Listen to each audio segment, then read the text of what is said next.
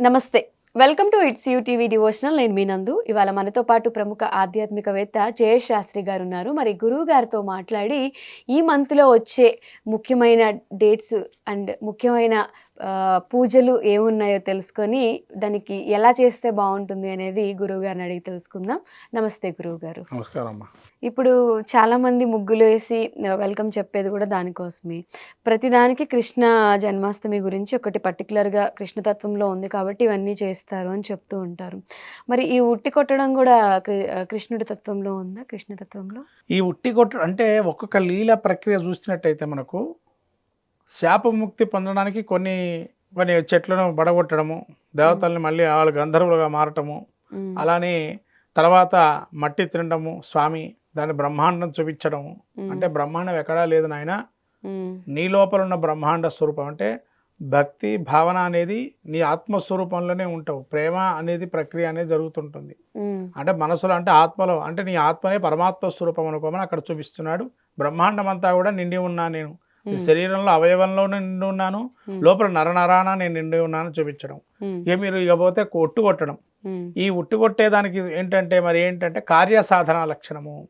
అంటే ఎంత కష్టం వచ్చినా ఆ ఉట్టు ఎంత ఎత్తులో ఉంటుంది. అవును.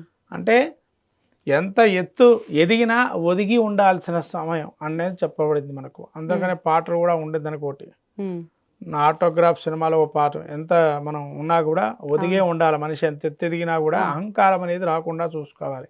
అహంకారం వస్తే కనుక వినాశనానికి దారి తీస్తుంది. అందుకనే జలంధ్రుడు ఉదాహరణ మహాభారతంలో చెప్పబడింది. జలంధ్రుడికి ఒక ఉదాహరణ ఏంటంటే కృష్ణుడు చంపడానికి అతను 100 తప్పులు చేస్తే కానీ చంపుతానన్నాడు. అంటే అది కూడా మేనత్తగా చెప్పాడు, 100 తప్పులు చేస్తేనే చంపుతా, అప్పటిదాకా చంపను అన్నాడు. అంటే ఎవరికైనా ఓపిక అన్నీ ఉండాలి కాబట్టి ఆ ఓపిక ఉన్నంత వరకు చూశాడు రాజసూయాగానికి వచ్చినప్పుడు. ఓపిక అయిపోయింది, 100 తప్పులు అయిపోయినాయి, అక్కడితో చంపేశాడు కృష్ణుడు. అంటే ఇక్కడ కూడా ఏంటంటే కార్యసాధన, ఎంత ఎత్తు ఎదిగినా కూడా మనం ఒకటే ఉండాలి దీక్షగా. అర్జునుడు కూడా అదే చెప్పాడు మనకు. అర్జునుడు యొక్క స్థితి కూడా చూస్తే కనుక గురు విద్యలో ఏమున్నాయి పైన గురువు అడుగుతాడు. అడిగినప్పుడు చేపలు కనబడుతున్నాయి తప్ప ఏమీ కనబడటం లేదని అనుకున్నాడు, దాన్నే సంధించాడు అర్జునుడు. అలానే మనకు ఇంకొక విద్య, ద్రోణాచార్యుడు ఒక చెట్టు మీద ఏముందని అడిగాడు, 2 పిచ్చుకలు తప్ప ఏమీ కనబడటం లేదన్నాడు. అంటే సాధన లక్షణం అలా ఉండాలి. ఉట్టి మీదనే ధ్యాస పెట్టాడు. ఆ ఉట్టి కొడితే అంత ఎత్తు ఎదిగి, అంటే ఎంత ఎత్తు ఎదిగినా కూడా మనము చిన్నవాళ్ళమే అని తెలుసుకోండి. విద్య ఉందని కావచ్చు, అందం ఉన్నది కావచ్చు, అహంకారం అనేటువంటి దాంతో ఉండదు, గర్వం అనేది ఉండకూడదు అనేది తెలుపబడిందే కృష్ణుడు. ఇంకోరి మీద పార్షాలిటీ మాత్సర్యం చూపించకూడదు. అందుకని కృష్ణుడు ఇంకొక ఉదాహరణ కూడా ఉంది. కృష్ణుడు అంటే అసలు ఉదాహరణ చెప్పడానికి కొక్కొల్లలు ఉన్నాయి మహాభారతంలో. అందుకని ఆది కావ్యం అని పేరు వచ్చింది మహాభారతానికి. అంటే కృష్ణుడు అనేక విధాలు మనం రాబోయే కలియుగంలో ఏ విధంగా ఉండాలి, ఎలా మనం ఉండాలి, ఎలా మనం సమస్యకు పరిష్కారం చేసుకోవాలని తెలియజేయడమే మహాభారతం. అంటే సమస్యకు పరిష్కారం మహాభారతంలోనే ఉన్నాయి చాలా కథల్లో. అది మనం తెలుసుకుంటే చాలు. కలియుగంలో మనకు ఉన్నటువంటి ఆపదలు, విపత్తులు, ఈ అప్పులు, భారాలు అనేకమైన కూడా అన్నీ నశించిపోతుంటాయి. మనం ఏంటంటే దానికి టైం ఇవ్వం. ఎంతప్పటికీ ఆ ఫోన్లు చూసుకోవటం, సెల్ ఫోన్లు లేకపోతే సీరియళ్ళు చూడటమే తప్ప భారతంలో, రామాయణంలో ఏమున్నాయి, ఆ కావ్యాల్లో మనం ఏం చదువుకోవాలి, ఆ ఇతిహాసాల్లో ఏం చెప్పబడింది, పురాణంలో ఏం చెప్పబడింది, మనం ఏ విధంగా ఉంటున్నాం అని మనం కనుక అన్వయించుకుంటే కనుక మనిషికి కూడా ఎటువంటి ఇబ్బందులు, కష్టాలనే ఉండవు. అన్వయించుకోవాలి. మన జీవితంలో అన్వయించుకుంటే ఖచ్చితంగా మనకు మార్గం అనేది దొరుకుతుంది. ఉట్టి కొట్టడం ఏంటంటే మీ యొక్క ధ్యేయం ఒకటే ఉండాలి, అంబిషన్ ఒకటే ఉండాలి, గోల్ ఒకటే ఉండాలి. ఆ గోల్ని సాధించేదాకా దాని మీదనే దృష్టి పెట్టు అనేది కృష్ణుడు యొక్క స్వరూపం చూపిస్తుంది. అంతే అట్లనే అందరితో కలిసిపోయేటట్టుగా ఉండాలి. అందుకని అందరూ ఆయన్ని పైకి ఎక్కి ఉట్టి కొట్టేటప్పుడు అందరికి ఉండేటువంటి ఆయన ఉండే పిల్లలు, ఆయనతో పాటు ఉండే వారందరూ కూడా గుంపులుగా ఏర్పడి దాని మీద పై ఆయన కొడతారు కృష్ణుడు. అంటే అందరూ ఒకటైన భావన ఉండాలి, సౌభాతృత్వంగా ఉండాలి, యూనిటీ ఉండాలి. ఎప్పటికైనా యూనిటీని మనము యూనిటీగా ఉంటే ఏ పని సాధించగలము అని చూపిస్తున్నాడు ఆయన కూడా. భేదాభిప్రాయాలున్నా మళ్ళీ ఒక అభిప్రాయానికి రావాల్సిందే అని చెప్పడం, ఇవన్నీ కూడా ఒక్కొక్క అంశం మనం తీసుకుంటే కృష్ణుడు చేసేటువంటి లీలకి అంత జరిగిన దానికే నువ్వు అనుభవిస్తున్నావు అని చెప్తుంటాడు ఆయన.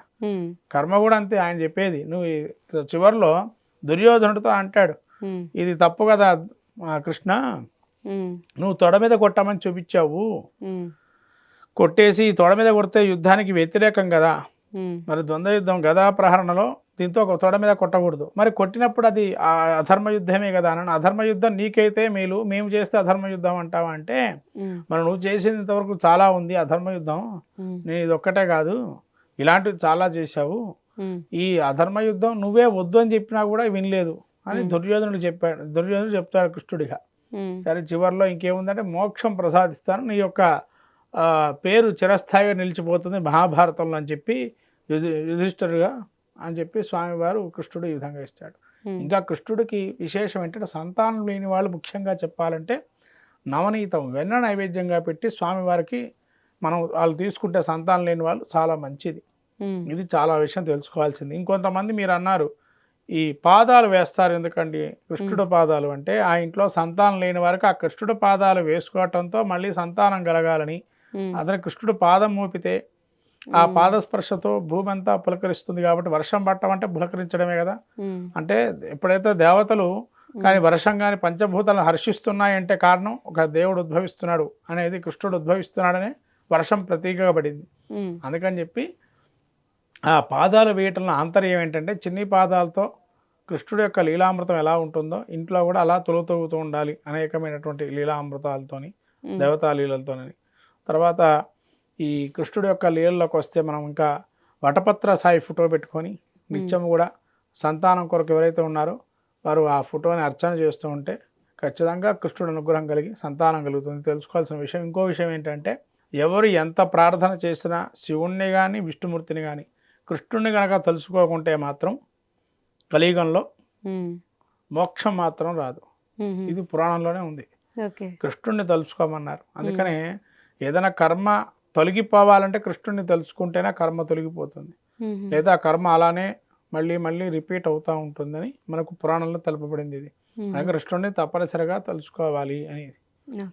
అందుకని ఇంకొక మంత్రం కూడా ఉంది దీనికి. మనము ఓం కృష్ణాయ, ఓం క్లీం కృష్ణాయ గోవిందాయ గోపీ జనవల్లభాయ అనే ఈ మంత్రాన్ని కనుక నిత్యం ఎవరైతే స్మరిస్తారో వాళ్ళకున్న కర్మదోషాలు కావచ్చు, సంతానం లేని వాళ్ళకి సంతానం కలగటానికి దీని మంత్రంగా తీసుకొని ప్రతినిత్యం చేస్తే కనుక ఖచ్చితంగా ఫలితం ఉంటుంది. నియమనిష్టలు ఉంటాయి వీటికి, అవి పాటించి చేసుకోవాలి. దీనికి ఒక రోజు క్రతువు ఉంటుంది, ఆ రోజును దాని పూజాకృతం వేరే ఉంటుంది, అది చేసుకోవాలి. కృష్ణాష్టమి రోజు మాత్రం అందరూ కృష్ణాష్టమి జరుపుకుంటారు కాబట్టి ఈ మంత్రం ఆ రోజు నుంచి ప్రారంభం చేసుకోవచ్చు. అలా చేసుకుంటే సంతానవంతులు కూడా అవుతారు. కృష్ణుడు ప్రత్యేకంగా మన కృష్ణాష్టమి రోజు అలా అందరికీ కూడా సంతానం లేని వారు ప్రత్యేకమైన రోజుగా చెప్పబడింది.